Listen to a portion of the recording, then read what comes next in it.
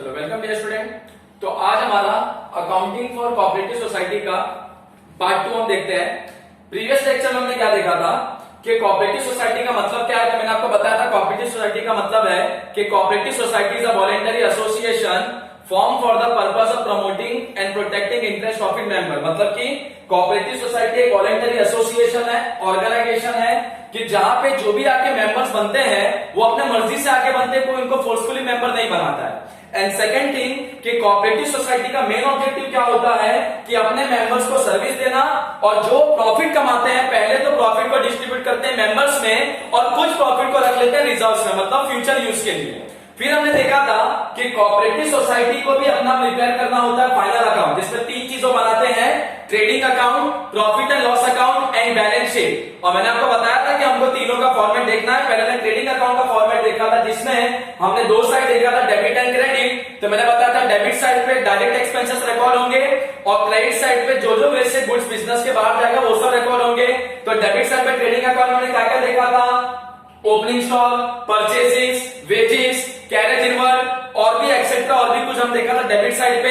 और credit side में हमने क्या देखा था ट्रेडिंग अकाउंट के, तो sales by good loss by any reason या फिर by goods withdrawn by closing stock. और मैंने बताया था कि डेबिट साइड पे अगर बैलेंस आएगा जिसको कि बोलते हैं क्रेडिट बैलेंस, तो उसको हम लिखते हैं टू ग्रॉस प्रॉफिट। और अगर क्रेडिट साइड पे बैलेंस आएगा जिसको कि बोलते हैं डेबिट बैलेंस, उसको हम लिखते हैं ग्रॉस लॉस। और ग्रॉस प्रॉफिट हो चाहे ग्रॉस लॉस हो, कहां पे ट्रांसफर होता है, पीएनएल अकाउंट में। अगर ग्रॉस लॉस होगा तो पीएनएल अकाउंट के डेबिट साइड पे फर्स्ट आइटम होगा to gross loss brought down, और अगर ग्रॉस प्रॉफिट होगा ट्रेडिंग अकाउंट में तो पीएनएल अकाउंट के क्रेडिट साइड पे फर्स्ट आइटम होगा by gross profit brought down. फिर हमने पीएनएल अकाउंट में डेबिट साइड पे देखे कि एक्सपेंसेस रिकॉर्ड होते हैं और क्रेडिट साइड पे क्या रिकॉर्ड होता है, इनकम। तो डेबिट साइड पे एक्सपेंस हमने देखा था इंटरेस्ट पेड, जिसमें हमने किया था ऐड आउटस्टैंडिंग लेस प्रीपेड। मतलब अगर तुम्हारा कोई भी एक्सपेंसेस आउटस्टैंडिंग है तो उसको हम ऐड करेंगे और कोई भी एक्सपेंसेस अगर प्रीपेड है तो लेस करेंगे।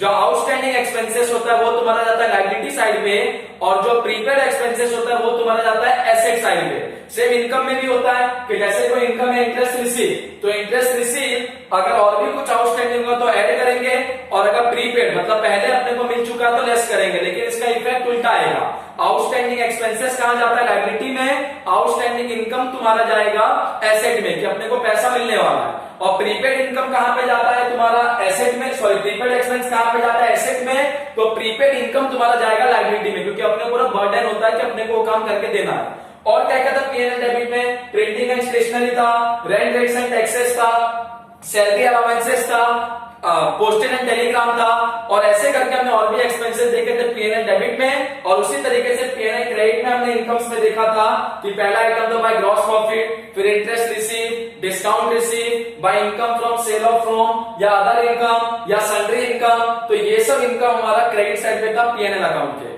तो हमने ट्रेडिंग अकाउंट और पीएनएल अकाउंट का फॉर्मेट देखा था। अब हम आज देखते हैं कि बैलेंस शीट में अगर कोऑपरेटिव सोसाइटी का बैलेंस शीट बनता है तो उसमें क्या क्या आइटम्स आते हैं, कैसे हम रिकॉर्ड करेंगे। तो सबसे पहला 2 साइड बनता है बैलेंस शीट एज ऑन, जो भी डेट का बैलेंस शीट होगा, लायबिलिटीज अमाउंट, एसेट अमाउंट, ठीक है। तो लायबिलिटी साइड पहले हम पूरा देख लेते हैं क्या क्या आता है, फिर हम देखेंगे एसेट साइड पे। तो लायबिलिटी साइड पे सबसे पहला आता है शेयर कैपिटल। शेयर कैपिटल का मतलब कोऑपरेटिव सोसाइटी अपना शेयर्स बेचता है और जो भी कोऑपरेटिव सोसाइटी का शेयर्स खरीदता है, जैसे मैंने किसी कोऑपरेटिव सोसाइटी का शेयर खरीदा तो मैं कभी भी कोऑपरेटिव सोसाइटी से अपना पैसा मांग सकता हूं। तो ये कोऑपरेटिव सोसाइटी के लिए बर्डन है, तो इसलिए कोऑपरेटिव सोसाइटी जो भी अपना शेयर्स बेचता है या जो भी उनके पास शेयर्स होता है उसको कहां पे दिखाता है, लायबिलिटी साइड पे। तो सबसे पहला आइटम शेयर कैपिटल में आता है ऑथोराइज शेयर कैपिटल, मतलब कि कोऑपरेटिव सोसाइटी कितना तक शेयर्स इशू कर सकता है मार्केट में। उसके बाद issued, subscribed and paid up, कि कोऑपरेटिव सोसाइटी ने कितना शेयर इशू किया, कितने लोग ने वो शेयर्स को सब्सक्राइब किया मार्केट में, और पेड अप का मतलब कितने शेयर पे पैसा मिल चुका है कोऑपरेटिव सोसाइटी को। उसके बाद purchase by the government, purchase by cooperative society, purchase by individual. उसके बाद जो कोऑपरेटिव सोसाइटी के शेयर्स है, अगर गवर्नमेंट ने परचेज किया तो परचेज बाय गवर्नमेंट, अगर किसी और कोऑपरेटिव सोसाइटी ने परचेज किया तो परचेज बाय कोऑपरेटिव सोसाइटी, या अगर किसी और इंडिविजुअल ने परचेज किया तो परचेज बाय इंडिविजुअल। तो कोई भी इनका शेयर्स खरीद सकता है।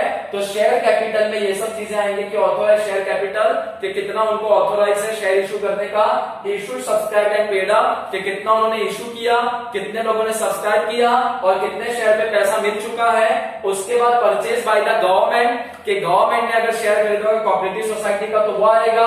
उसके बाद purchase by the cooperative society, हो सकता है कोई अदर कोऑपरेटिव सोसाइटी भी कोऑपरेटिव सोसाइटी का शेयर खरीदे।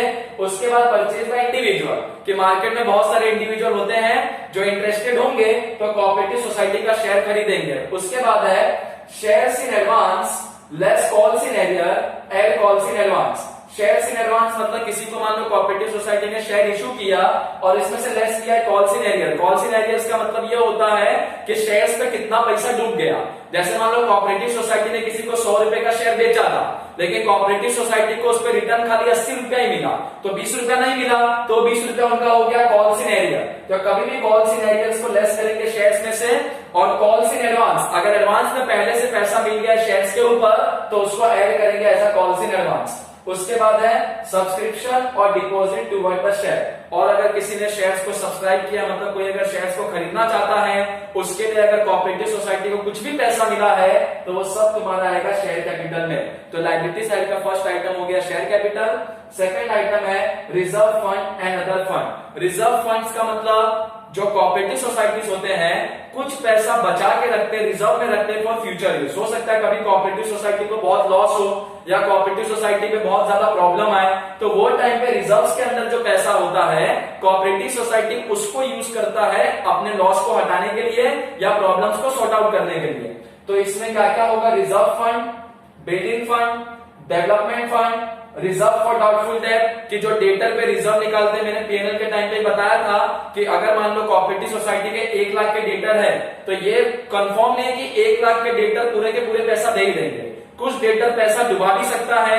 तो इसलिए कोऑपरेटिव सोसाइटी पहले से रिजर्व करके रखता है, उसको बोलते हैं रिजर्व फॉर डाउटफुल डेट। मतलब वो डाउट है कोऑपरेटिव सोसाइटी को कि ये पैसा अपना डूब सकता है, तो वो रिजर्व भी यहाँ पे आएगा। उसके बाद डेप्रिसिएशन फंड, कोऑपरेटिव सोसाइटी के पास अलग अलग एसेट्स होते हैं, एसेट्स पे डेप्रिसिएशन निकालना होता है, तो डेप्रिसिएशन के लिए भी पहले से रिजर्व करके रखते हैं पैसा, कि यहाँ पे जो पैसा होगा डेप्रिसिएशन फंड में, जब कोई एसेट पूरा खराब हो जाएगा तो कंपनी एक नया एसेट खरीद के ला सकता है उसके जगह पे। मान लो कोऑपरेटिव सोसाइटी के पास कोई फर्नीचर है या मान लो कोई प्लांट एंड मशीनरी है, उस पर डेप्रिसिएशन निकालते गए, जब उसका पूरा वैल्यू खत्म हो जाएगा तो कोऑपरेटिव सोसाइटी कोई नया प्लांट एंड मशीनरी लाएगा या कोई नया फर्नीचर लाएगा, तो उसके लिए बनाते हैं डेप्रिसिएशन फंड। उसके बाद bonus equalisation fund, other equalisation fund, staff provident fund, कि अगर जो कोऑपरेटिव सोसाइटी के स्टाफ है, एम्प्लॉइज है, उनके प्रोविडेंट फंड के लिए कुछ पैसा रखा है तो वो भी यहाँ पे आएगा। तो कोई भी तुम्हारा अगर फंड होगा तो वो तुम्हारा आएगा reserve funds and other funds में, जो कि होता है लायबिलिटी साइड पे। उसके बाद बोला है डिवेंचर्स, कोऑपरेटिव सोसाइटी भी डिवेंचर इशू करता है। जब कोऑपरेटिव सोसाइटी को पैसे का रिक्वायरमेंट होगा तो वो मार्केट में डिवेंचर बेचेगा। जो भी कोऑपरेटिव सोसाइटी का डिवेंचर खरीदेगा, कोऑपरेटिव सोसाइटी उनको क्या पे करेगा, इंटरेस्ट। तो डिवेंचर भी इनका आता है रिजर्व फंड्स में। कैश क्रेडिट, कोऑपरेटिव सोसाइटी किसी को अगर पैसा उधार दिया, किसी से पैसा उधारी पे लिया, क्रेडिट पे लिया, जैसे बैंक अलाउ करता है कैश क्रेडिट, तो अगर कहीं से कोऑपरेटिव सोसाइटी ने पैसा उधार लिया है तो वो भी तुम्हारा यहाँ पे आएगा। उसके बाद ओवरड्राफ्ट, ओवरड्राफ्ट का मतलब बैंक से ओवरड्राफ्ट फैसिलिटी मिलता है। जिनके भी करंट अकाउंट्स होते हैं, जैसे कोऑपरेटिव सोसाइटी है, अगर इनका बैंक में अकाउंट है और इनके अकाउंट में कोई भी पैसा नहीं है, फिर भी अगर इनको बिजनेस करने के लिए पैसा चाहिए और बैंक अगर इनको पैसा देता है तो उसको बोलते हैं ओवरड्राफ्ट। तो ओवरड्राफ्ट भी अगर होगा तो वो भी तुम्हारा आएगा लायबिलिटी साइड पे। उसके बाद है लोन्स, अगर कोऑपरेटिव सोसाइटी ने कहीं से लोन लिया है, चाहे किसी गवर्नमेंट लोन लिया हो, स्टेट गवर्नमेंट से या सेंट्रल गवर्नमेंट से, या कोई भी other secured loan. Secured loan का मतलब कुछ गिरवी रख के, कुछ मॉर्गेज रख के अगर लोन लेते तो उसको बोलते हैं सिक्योर्ड लोन। तो कोऑपरेटिव सोसाइटी कोई भी अगर लोन लेगा तो वो भी तुम्हारा यहाँ पे आएगा लोन्स में। उसके बाद है अनसिक्योर्ड लोन। अनसिक्योर्ड लोन का मतलब कि जहां बिना कोई प्रूफ में कोई भी चीज रखे अगर कोऑपरेटिव सोसाइटी ने लोन लिया तो उसको बोलते हैं अनसिक्योर्ड लोन। अब अनसिक्योर्ड लोन कहां से ले सकता है, या तो बैंक से ले सकते हैं अनसिक्योर्ड लोन, या तो गवर्नमेंट से ले लिया होगा अनसिक्योर्ड लोन, या तो बिल्स पेएबल। बिल्स पेएबल का मतलब कि कोऑपरेटिव सोसाइटी ने कहीं से उधारी पे माल खरीदा था और उसको पेमेंट करना था, तो कोऑपरेटिव सोसाइटी ने उनको एक बिल दे दिया। बिल्स पेएबल का मतलब उनको गारंटी दे दिया कि मैं तुमको 3 महीने के बाद पेमेंट करूंगा। तो अगर बिल्स पेएबल भी होगा तो वो भी कोऑपरेटिव सोसाइटी के लायबिलिटी साइड पे आएगा। उसके बाद अदर, और भी कोई अगर अनसिक्योर्ड लोन है कोऑपरेटिव सोसाइटी के ऊपर जिसके लिए उन्होंने कोई प्रूफ नहीं दिया, लोन मिल चुका है, तो कोई भी लोन हो, चाहे सिक्योर्ड हो चाहे अनसिक्योर्ड हो, वो तुम्हारा कोऑपरेटिव सोसाइटी के लायबिलिटी साइड पे आएगा। उसके बाद डिपॉजिट, डिपॉजिट का मतलब कि कहीं पे पैसा जमा करके रखना। तो क्या बोला है, fix deposit, saving deposit, recurring deposit, other deposit. Cooperative society के पास अकाउंट्स होते हैं और अगर उसके मेंबर ने कोऑपरेटिव सोसाइटी के अंदर डिपॉजिट करके रखा, जैसे मान लो कि मैं मेंबर हूं, मैंने किसी कोऑपरेटिव सोसाइटी में फिक्स डिपॉजिट करके रखा। फिक्स डिपॉजिट का मतलब एक सर्टेन पीरियड ऑफ टाइम के बाद मेरे को पैसा मिलेगा कोऑपरेटिव सोसाइटी से। या फिर अगर मैंने सेविंग डिपॉजिट करके रखा, सेविंग डिपॉजिट का मतलब मैं बार बार पैसा जमा करता हूं कोऑपरेटिव सोसाइटी के अकाउंट में। या फिर रिकरिंग डिपॉजिट, रिकरिंग डिपॉजिट मतलब रेगुलर, मैं बार बार रेगुलरली पैसा जमा करता हूं रिकरिंग डिपॉजिट में कोऑपरेटिव सोसाइटी के। या फिर अदर डिपॉजिट। तो कोई भी मेंबर जब कोऑपरेटिव सोसाइटी में डिपॉजिट करता है तो ये कोऑपरेटिव सोसाइटी के ऊपर बर्डन होता है कि वो पैसा मेंबर्स को रिटर्न करना है। मैं अगर किसी कोऑपरेटिव सोसाइटी में पैसा डिपॉजिट करूंगा तो वहां पे छोड़ थोड़ी दूंगा, कभी ना कभी तो मांगूंगा। तो कोऑपरेटिव सोसाइटी के लायबिलिटी साइड पे आता है डिपॉजिट। अरे जो भी चीज कोऑपरेटिव सोसाइटी को देना है, जैसे शेयर्स का पैसा देना था, लोन्स का पैसा चुकाना था, डिपॉजिट का पैसा भी वैसे ही चुकाना है, तो ये सब आता है लायबिलिटी साइड पे। उसके बाद current liabilities and provision, sundry liability, outstanding salary etcetera. कुछ करंट लायबिलिटीज होते हैं, करंट लायबिलिटीज का मतलब जो बहुत जल्दी उसको सेटल करना होता है। तो एक होता है सन्ड्री लायबिलिटी, सन्ड्री लायबिलिटी का मतलब जो भी छोटे मोटे कंपनीज के लायबिलिटी है, सॉरी कोऑपरेटिव सोसाइटी के लायबिलिटीज है। उसके बाद आउटस्टैंडिंग सैलरी, अगर किसी स्टाफ का सैलरी पेंडिंग है तो सैलरी भी क्लियर करके देना होगा कोऑपरेटिव सोसाइटी को, तो आउटस्टैंडिंग सैलरी भी आएगा लायबिलिटी साइड पे। या एक्सेट्रा, कोई भी अगर आउटस्टैंडिंग वेजेस हो, आउटस्टैंडिंग सैलरी हो, या कोई भी आउटस्टैंडिंग एक्सपेंसेस हो, तो मैंने तुमको बताया था एक्सपेंसेस अगर आउटस्टैंडिंग होता है तो वो तुम्हारा आता है लायबिलिटी साइड पे।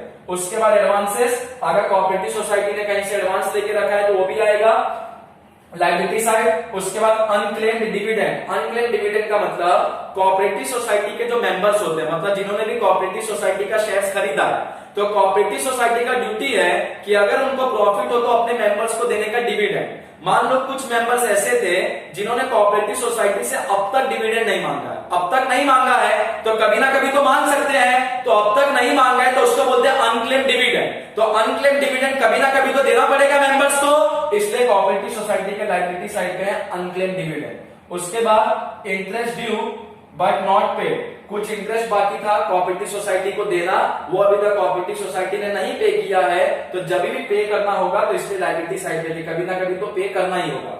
उसके बाद अदर लायबिलिटी, कोई भी अदर लायबिलिटीज होगा तो लायबिलिटी साइड पे आएगा।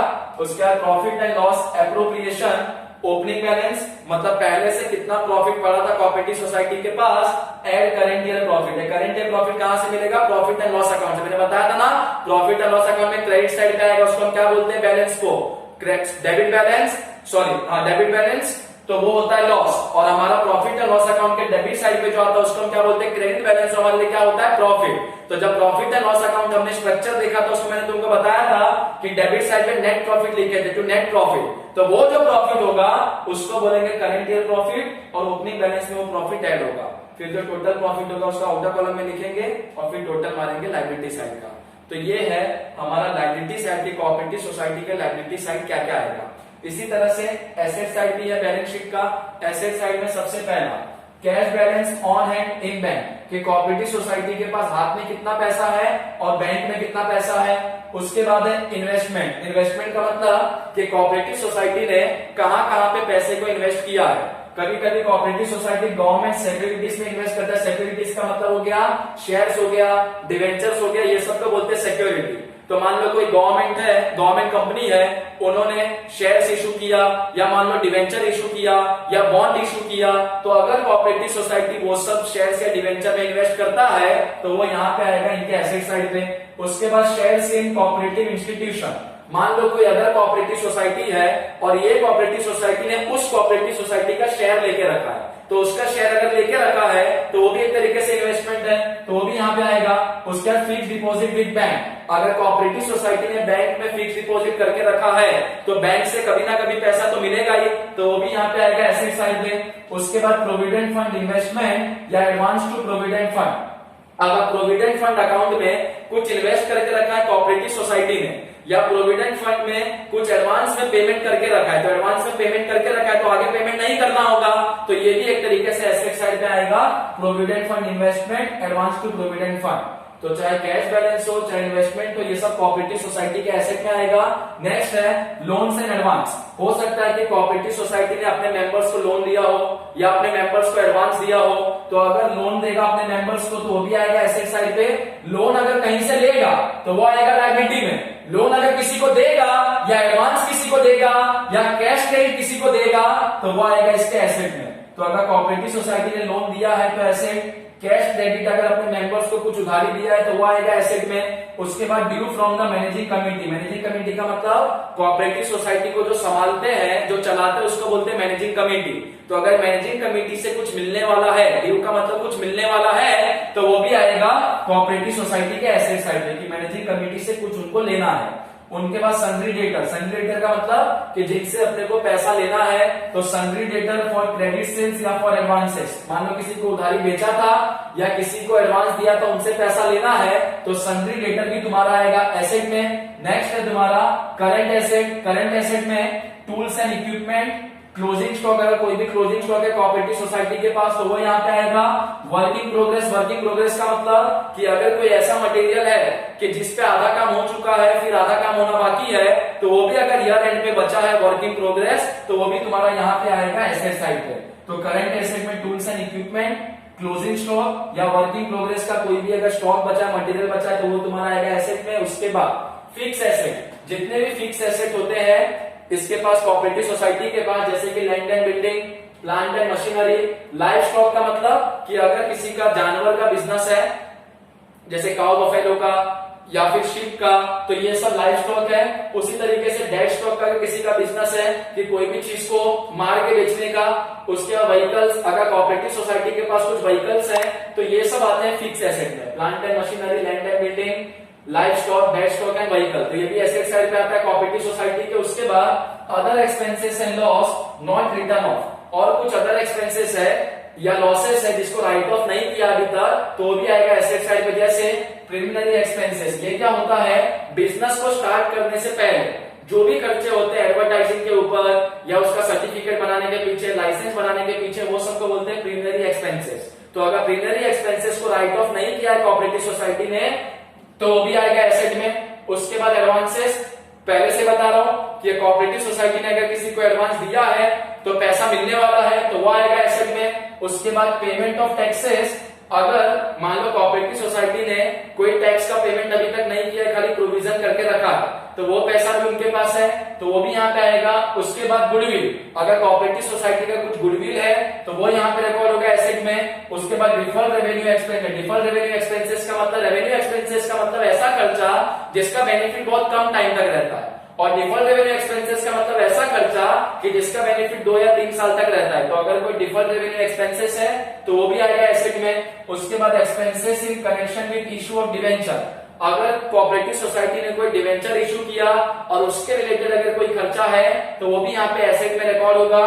उसके बाद है अदर डेटर, एडवांसेस पेड या interest accrued but not receive. अगर मान लो किसी डेटर से एडवांस, हमने किसी को एडवांस दिया था, उनसे अगर पैसा मिलने वाला है, या फिर interest accrued but not receive, या मान लो हमको कहीं से इंटरेस्ट मिलने वाला था लेकिन अब तक नहीं मिला है, तो नहीं मिला है तो कभी ना कभी तो मिलेगा, तो इसके लिए कोऑपरेटिव सोसाइटी के एसेट में आएगा कि interest accrued but not receive, मतलब इंटरेस्ट बन चुका है लेकिन अभी तक मिला नहीं है।